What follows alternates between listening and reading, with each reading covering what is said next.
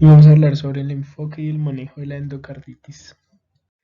Recuerden la guía de práctica clínica sobre el tratamiento de la endocarditis infecciosa lanzada por la Sociedad Europea de Cardiología en el año 2015, así como las guías americanas para el diagnóstico y la terapia antimicrobiana de la endocarditis cardíaca. Les dejo diversa literatura para el que quiera profundizar el tema.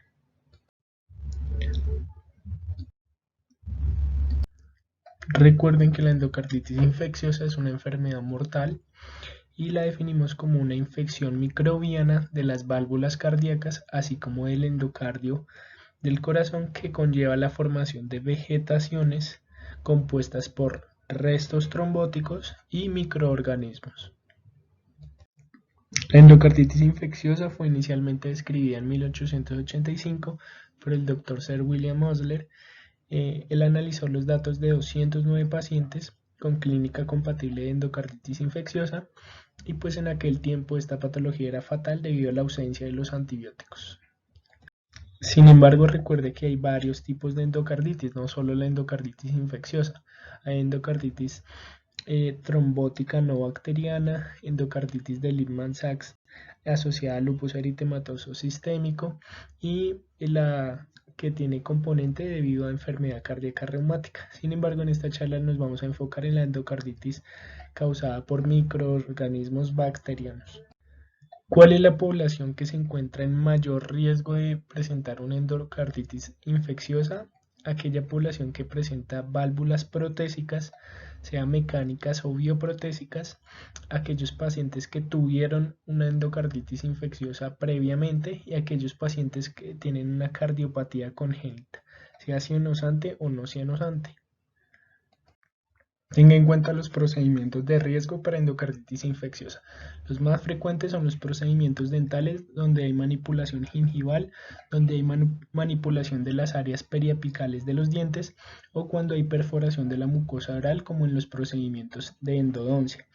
Todo esto lo que genera es una bacteriemia transitoria y en pacientes con condiciones estructurales cardíacas previas puede condicionar a la aparición de endocarditis infecciosa. Por lo tanto, solamente en estos tres escenarios, donde hay manipulación gingival, donde hay manipulación de las áreas periapicales de los dientes o cuando hay perforación de la mucosa oral como en endodoncia, está indicada únicamente la profilaxis antibiótica en estos escenarios. Si no hay alergia a la penicilina o la ampicilina, se puede administrar amoxicilina 2 gramos, dosis única, y esta es la dosis en pediatría. Pero si el paciente es alérgico a la penicilina, se puede utilizar clindamicina 600 miligramos vía oral como dosis única 30 minutos a una hora antes del procedimiento. Algunos aspectos básicos sobre la epidemiología. Estos son algunos datos de la epidemiología global sobre los patógenos causantes de endocarditis infecciosa, datos en Latinoamérica, incluido Colombia. Vean como los más frecuentes son los estreptococos, seguido por el estafilococo aureus, pero vean que también hay frecuencia en pacientes que presenten infecciones fúngicas del grupo HASEC y enterococos para endocarditis infecciosa. Vean cómo la incidencia es mayor en los hombres y a partir de los 30 años va aumentando hasta los 90 años. También vean cómo más de la mitad de los pacientes no pueden presentar enfermedad cardíaca estructural. Sin embargo, también un gran porcentaje de los pacientes tienen válvulas protésicas o dispositivos intracardíacos. En cuanto a la patogénesis de la endocarditis infecciosa, debido a una bacteriemia transitoria, es decir, el ingreso de patógenos bacterianos al torrente sanguíneo por el mecanismo que fuere, y en dado caso que si se encuentren con un endotelio vascular a nivel de las válvulas cardíacas lesionado o inflamado por ya sea las causas que fueren, esto pueden adherirse estas bacterias a esta superficie valvular anormal y vean cómo algunos estafilococos aureus pueden ingresar al espacio intracelular del endotelio y también generar una proliferación bacteriana con agregación plaquetaria, activación de la cascada de la coagulación y pues formación de una vegetación, es decir, un aspecto trombótico con microorganismos bacterianos, y estos a su vez pueden generar embolización a diferentes áreas de los tejidos. Entonces vean los mecanismos previos a la unión bacteriana. Puede haber una colonización valvular como consecuencia de una lesión mecánica o una lesión endotelial inflamatoria, es decir, previamente hay una endocarditis trombótica no bacteriana debido a cualquier proceso lesivo sobre el endotelio vascular. Este endotelio lesionado e inflamado se activa y expresa en su superficie, en la membrana del endotelio, integrinas y también deposita fibronectina, a lo cual pues las bacterias se pueden adherir a esas integrinas y constituir pues el evento de endocarditis infecciosa. Estas bacterias se unen al coágulo durante la bacteriemia transitoria. Vean cómo se observa a nivel macroscópico las vegetaciones formadas por este proceso proinflamatorio protrombótico con la adherencia de bacterias o microorganismos bacterianos. En cuanto a las manifestaciones clínicas, son extremadamente variables. ¿Por qué? Porque dependen de, primero, el microorganismo causal, debido a que no todos tienen la misma toxicidad o la misma virulencia en cuanto al sistema inmune. La presencia o ausencia de cardiopatía, la presencia de válvulas protésicas o dispositivos intracardíacos también influirán en la presentación o la manifestación clínica de los pacientes. Sin embargo, la endocarditis infecciosa se puede presentar como, primero, una infección aguda de progresión rápida, es decir, que un paciente se presente como un cuadro febril con respuesta inflamatoria sistémica que progresa rápidamente a un estado de sepsis y choque séptico. Por otro lado, también el paciente se puede presentar como una enfermedad subaguda, acrónica, con febrícula y síntomas inespecíficos. Entonces, vean que el 90% de los pacientes van a presentar un cuadro febril y además van a tener síntomas sistémicos como diaforesis, anorexia y pérdida de peso, es decir, síntomas y signos inespecíficos de un proceso inflamatorio. También vean que hasta el 85% de los pacientes van a presentar soplos cardíacos. El 25% de los pacientes van a presentar complicaciones embólicas de esas vegetaciones formadas en las válvulas cardíacas.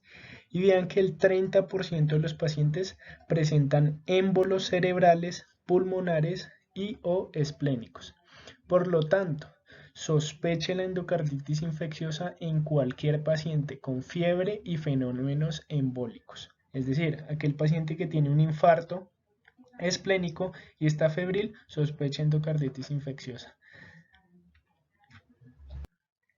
También se pueden presentar fenómenos vasculares e inmunitarios debido a la activación proinflamatoria y debido a la diseminación o la embolización de esos coágulos generados en las válvulas cardíacas. Por lo tanto, estos coágulos pueden embolizar a los dedos y, por ejemplo, generar hemorragias en astilla, o pueden generar manchas de Roth a nivel de la retina por émbolos a nivel de las arterias retinianas, o pueden generar procesos de glomerulonefritis debido a embolización a nivel de los glomérulos con activación inmunitaria y la iniciación del proceso inmunitario a nivel de los glomérulos. Recuerde tomar laboratorios como la elevación de la proteína C reactiva y el volumen y la velocidad de sedimentación globular, que nos indicaría un proceso de activación proinflamatoria, así como la leucocitosis.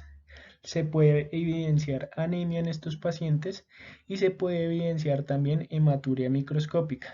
Siempre ante todo paciente febril y la sospecha de un proceso inflamatorio de origen infeccioso, pues se evalúe siempre la presencia de sepsis con el QuickSOFA o el SOFA para diagnosticarlo. De nuevo vean los porcentajes de las manifestaciones clínicas de la endocarditis. Vean cómo hasta el 96% de los pacientes tienen fiebre. Se puede evidenciar soplos, nuevos soplos cardíacos o empeoramiento de soplos antiguos. Se puede evidenciar hematuria, eventos vasculares embólicos. esplenomegalia, hemorragias en astilla, algunos procesos inflamatorios inmunitarios como los nódulos de Osler, las lesiones de Janeway y las manchas de Roth, y complicaciones embólicas como un ataque cerebrovascular isquémico, una embolización no cerebrovascular, es decir, embolización a cualquier órgano o en cualquier extremidad, falla cardíaca, abscesos intracardíacos y anormalidades de la conducción cardíaca. Y vean cómo esta revisión de JAMA nos dice que hay signos clásicos de endocarditis infecciosa, pero son poco comunes. Vean que los nódulos de Osler son nódulos eritematosos, algunas veces eritematoviolaceos, que son dolorosos y se encuentran frecuentemente en las extremidades de los dedos, de los pies o de las manos o de la planta de los pies. Las lesiones de Janeway no son nódulos palpables, sino que son máculas, es decir, no palpables, eritematosas, y a diferencia de los nódulos que son dolorosos, estas no van a ser dolorosas y se encuentran en las palmas de las manos o en las plantas de los pies. Y las manchas de Roth son hemorragias retinianas con un centro pálido, es decir, un halo hemorrágico y por dentro el centro pálido en característico de las manchas de Roth. De nuevo, entonces vean cómo se evidencian las lesiones de Janeway como lesiones eritematosas o eritematoviolaceas, hemorrágicas o pueden ser pustulares y no son dolorosas en las palmas o en las plantas, como se evidencia en esta imagen. Acá se evidencia pústulas eritematoviolaceas, bueno, en este caso solo violáceas, hemorrágicas y no son dolorosas. Los nódulos de Osler son subcutáneos y son dolorosos en la falange distal y algunas regiones tenares en esta imagen. Vean acá en las regiones distales cómo se encuentran eritematosos y pueden ser dolorosos o son dolorosos. Se pueden evidenciar hemorragias, por ejemplo las petequias conjuntivales y las hemorragias en astilla a nivel subungueal. Esta imagen nos muestra las manchas de Roth, es decir, las hemorragias retinianas. Vean cómo al momento del diagnóstico se evidencian diferentes manchas hemorrágicas y vean con el centro pálido que nos decía el artículo, ¿sí? Vean cómo se observa 3 días después y 3 meses después de un paciente con endocarditis infecciosa. Por lo tanto, no lo olvides sospechar la endocarditis infecciosa ante un paciente febril con fenómenos inmunológicos y así como fenómenos embólicos. En el ecocardiograma transesofágico lo que se puede evidenciar son vegetaciones, abscesos o insuficiencias valvulares, con dehiscencias o sin dehiscencias. Vean cómo se pueden encontrar émbolos pulmonares sépticos y nódulos pulmonares cavitarios, como por ejemplo en este caso acá el halo hiperdenso del émbolo séptico con el centro cavitado, es decir, hipodenso. Vean cómo también se pueden evidenciar émbolos esplénicos, es decir, infartos esplénicos en la tomografía axial computarizada de abdomen, donde el vaso, los infartos se observan más hipodensos que el tejido normal no infartado. También émbolos sépticos a nivel del sistema nervioso central se pueden evidenciar abscesos cerebrales complicados, por ejemplo con hemorragias, como evidencia de esta resonancia magnética nuclear.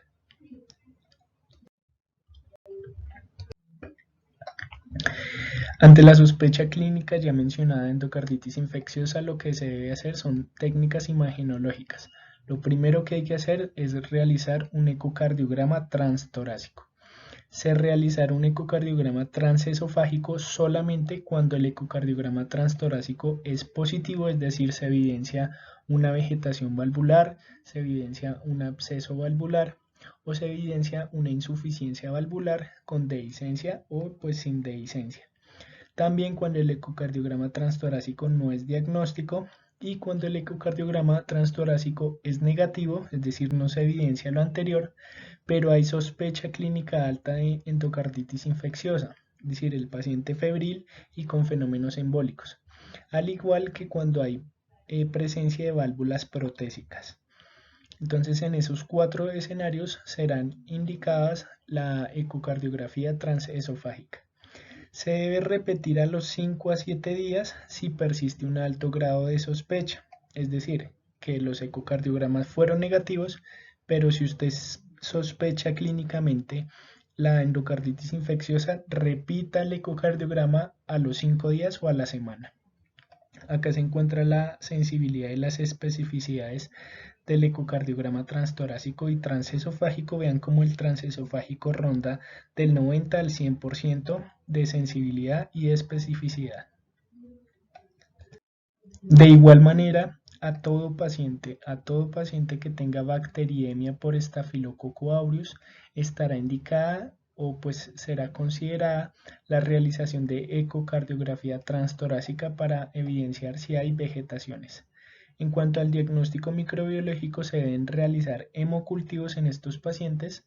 Debe tomar 3 muestras de sangre, cada una de 10 cc a intervalos de 30 minutos. Para cultivo, primero de aerobios, segundo de anaerobios, preferiblemente en una vena periférica que a un catéter venoso central. Si esta fue positiva, repetir a las 48 a 72 horas para evaluar la eficacia del tratamiento antibiótico instaurado. Si llegaré a tener disponibilidad de este test diagnóstico microbiológico como es el MALDI-TOF, permite una detección microbiológica rápida de los microorganismos y la detección de los espectros de los péptidos bacterianos obtenidos por espectrometría.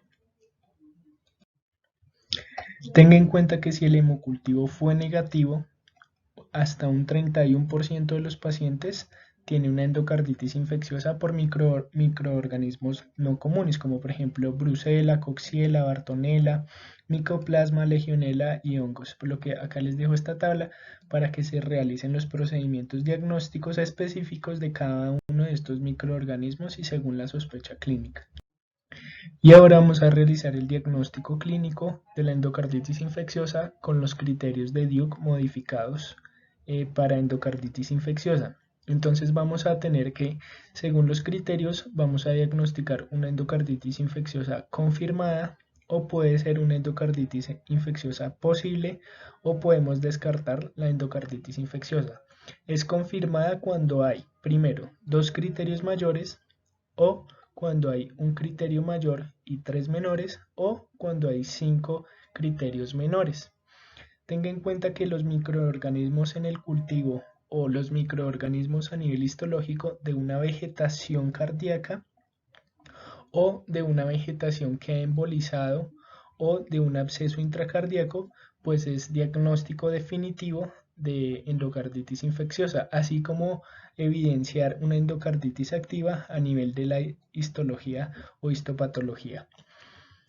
En dado caso que no se evidencien microorganismos en los cultivos, pues se aplicarán los criterios de Duke y pues ya saben, 2 criterios mayores, 1 mayor y 3 menores o la presencia de 5 menores. Y es posible con la presencia de 1 mayor y 1 menor o de 3 menores. Y se descarta cuando hay un diagnóstico alternativo firme, cuando hay resolución de los síntomas con antibióticos menor de 4 días, o hay ausencia de evidencia patológica en cirugía con antibióticos menor de 4 días. Entonces, ¿cuáles son los criterios mayores? El primero de ellos es encontrar un microorganismo típico en 2 hemocultivos separados. ¿Cuáles son los microorganismos típicos? Primero, Staphylococcus aureus, Streptococcus virescens, Streptococcus bovis, Enterococcus species, el grupo HASEC, Haemophilus species, Actinobacillus actinomycetes comitans, Cardiobacterium hominis, Eikenella corroens o Kingella species. Es decir, que si usted tiene un hemocultivo positivo, 2 hemocultivos positivos separados de cualquiera de estos microorganismos, ya suma como un criterio mayor. Sin embargo, también se pueden tomar hemocultivos seriados a ver si se encuentran positivos. Si hay crecimiento de microorganismos compatibles, pues se sumará como un criterio mayor. Es decir, evidenciar microorganismos en 2 hemocultivos con un intervalo de 12 horas. Es decir, si a esta hora sale positivo Staphylococcus aureus y si en 12 horas vuelve a salir Staphylococcus aureus positivo en un hemocultivo, pues se sumará como criterio mayor. También tomar 4 hemocultivos en un intervalo de 1 hora, es decir, por ejemplo, un hemocultivo cada 20 minutos, y si 3 de esos hemocultivos salen positivos para el mismo microorganismo, pues se sumará como otro criterio mayor. Y la otra opción es realizar un único hemocultivo y que éste salga positivo para Coxiella burnetii o tener un título de anticuerpos IgG de fase 1 mayor a 1 en 800 para este microorganismo. Pero entonces ya saben, con la presencia de 2 hemocultivos positivos con una diferencia de 12 horas o tomando 4 hemocultivos en un intervalo de 1 hora, uno cada 20 minutos, y si 3 de ellos salen positivos, pues es un criterio mayor de endocarditis infecciosa. Por otro lado, el siguiente criterio mayor es tener pruebas de imagen positivas.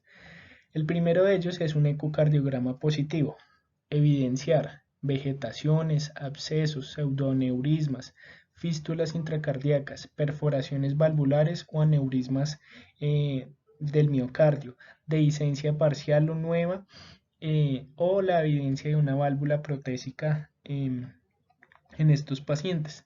También se pueden realizar tomografías axiales computarizadas o evidenciar lesiones paravalvulares por TAC cardíaca.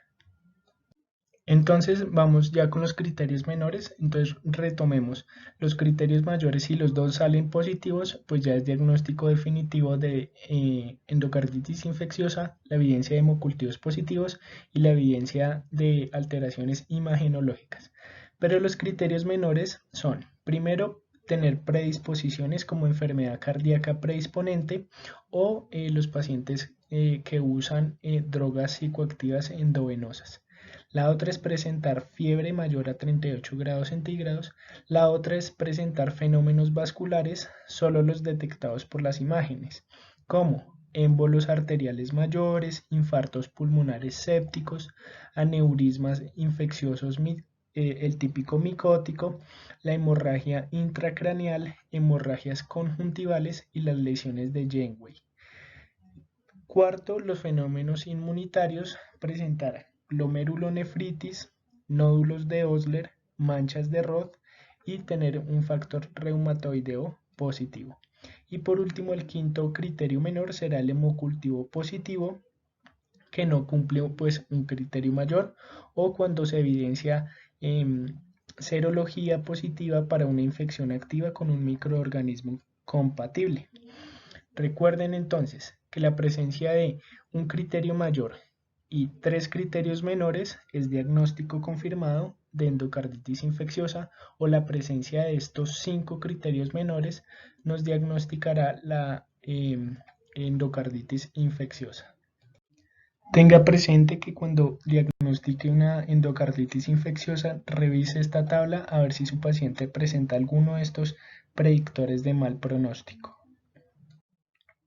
En cuanto al tratamiento, el tratamiento de la endocarditis infecciosa es administrar antibiótico-terapia y también se puede realizar cirugía cardíaca para eliminar el material infectado y por lo tanto pues el foco de infección en estos pacientes. Recuerde que se utilizan regímenes bactericidas ya que son más eficaces que los bacteriostáticos. Recuerde que los aminoglucósidos se utilizan en sinergia con inhibidores de la pared celular, como por ejemplo los betalactámicos o los glucopéptidos, y que los aminoglucósidos son útiles para cortar la duración y son útiles para eliminar microorganismos problemáticos como algunas especies de Enterococcus. Tenga en cuenta que hay que tener presente las concentraciones séricas de la gentamicina y la vancomicina. Para la gentamicina previa a la administración del fármaco deben encontrarse menor a 1 miligramo por litro y una hora post administración deben encontrarse entre 10 a 12 miligramos por litro. Las concentraciones séricas de vancomicina previa a su administración deben ser de 10 a 15 miligramos por litro y pico una hora después de la administración deben encontrarse entre 30 a 45 microgramos por litro. Acá es litro. En cuanto a las duraciones, hay que clasificar la endocarditis si el paciente tiene una válvula protésica o una válvula nativa. En los pacientes con válvula protésica, la duración del tratamiento antibiótico debe durar mayor o igual a 6 semanas. Para los pacientes con válvula nativa, la duración ronda entre 2 a 6 semanas, pero por lo general durarán 2 semanas de manejo antibiótico. Por lo demás, pues todos los tratamientos son similares, excepto para los pacientes con endocarditis de válvula protésica por Staphylococcus aureus, en los cuales se debe tratar con rifampicina. El tiempo se cuenta a partir del primer día de hemocultivo negativo. ¿Listo? Entonces vamos a empezar a decir los diferentes tratamientos antibióticos, la dosificación y la duración de los manejos antibióticos, dependiendo de qué microorganismo salga positivo en el hemocultivo y según si es sensible, moderadamente resistente o resistente a la penicilina o por ejemplo para los estafilococos si son sensibles o resistentes a meticilina. Entonces cuando a usted le sale positivo en un hemocultivo un estreptococo y este es sensible a la penicilina, es decir que la concentración inhibitoria mínima se encuentra menor o igual a 0.125 miligramos por litro, administrará lo siguiente. La duración del manejo antibiótico para los pacientes con enfermedad con endocarditis de válvula protésica es por 6 semanas. Si el paciente tiene válvula nativa y es menor de 65 años y tiene la función renal normal, el manejo será por 2 semanas. Pero si es mayor de 65 años o tiene deterioro de la función renal y tiene válvula nativa, el manejo será por 4 semanas, con cualquiera de estas tres opciones. Si elige utilizar penicilina G, la dosis será de 12 a 18 millones de unidades día y lo administrará cada 4 a 6 horas o en infusión continua. La otra opción es administrar amoxicilina o ampicilina a dosis de 100 a 200 miligramos por kilo día cada 4 a 6 horas. Y la última opción es utilizar ceftriaxona 2 gramos al día intramuscular o endovenosa. Para los pacientes menores de 65 años o con función renal normal, la duración será de 2 semanas, ya sea con penicilina G a las mismas dosis, ampicilina o amoxicilina a las mismas dosis, y si se utiliza ceftriaxona 2 gramos al día, se debe adicionar gentamicina 3 miligramos por kilo día intramuscular. Si el paciente tiene alergia a los beta-lactámicos, se utilizará por 4 semanas vancomicina a dosis de 30 miligramos por kilo día cada 12 horas y esta es la dosis en los niños. Acá también encuentran las dosis pediátricas. El siguiente es, si usted encuentra un paciente donde el estreptococo es relativamente resistente a la penicilina, es decir, que la concentración inhibitoria mínima se encuentra entre 0.25 a 2 miligramos por litro, estas serán las dosis de los antibióticos y recuerde de nuevo, si tiene válvula protésica será por 6 semanas, si tiene válvula nativa será por 4 semanas y en dado caso que se utilice ceftriaxona se podrá administrar conjunto con gentamicina y la duración será tan solo 2 semanas. Estas son las dosis de la vancomicina en los pacientes alérgicos a los beta-lactámicos y las dosis pediátricas acá. Ahora bien, si los estreptococos son resistentes a penicilina, es decir, una concentración inhibitoria mínima en el antibiograma mayor a 2 miligramos por litro, o si se evidencia enterococos, así sean resistentes a la penicilina, se administrará ampicilina a dosis de 200 miligramos por kilo día cada 4 a 6 horas por 4 a 6 semanas y se adicionará gentamicina 3 miligramos por kilo día por 2 a 6 semanas. La otra opción es administrar ampicilina por 6 semanas más ceftriaxona 4 gramos al día cada 12 horas por 6 semanas, pero recuerden que no es activa contra Enterococcus faecium. La otra opción es administrar vancomicina a dosis de 30 miligramos kilo día cada 12 horas por 6 semanas más gentamicina 3 miligramos kilo día por 6 semanas. En estos pacientes con resistencia a la penicilina o para los enterococos. Recuerde que si la gentamicina tiene una CIM mayor a 500 miligramos por litro, se debe usar streptomicina. Si hay resistencia a los betalactámicos y si es por betalactamasas, se deben usar inhibidores de betalactamasa, es decir, ampicilina, sulbactam. Y si es por alteraciones en las PBP, pues se deben usar vancomicina. Ahora bien, si hay multiresistencia a los aminoglucósidos, a la vancomicina o a los betalactámicos, pues las opciones terapéuticas será utilizar daptomicina, linezolid o quinupristina, dalfopristina a estas dosis que se encuentran acá y por la duración que se evidencia acá. Recuerde pues que en estos casos pues se debe consultar al servicio de infectología. Ahora, si en el hemocultivo sale positivo Staphylococcus aureus y si este es sensible a la meticilina y el paciente tiene válvula nativa, el tratamiento será administrar oxacilina a dosis de 12 gramos al día cada 4 horas por 4 a 6 semanas. La alternativa a este será utilizar trimetoprim más sulfametoxazol más clindamicina a las dosis y la duración que se evidencian acá. Estas serán las dosis pediátricas.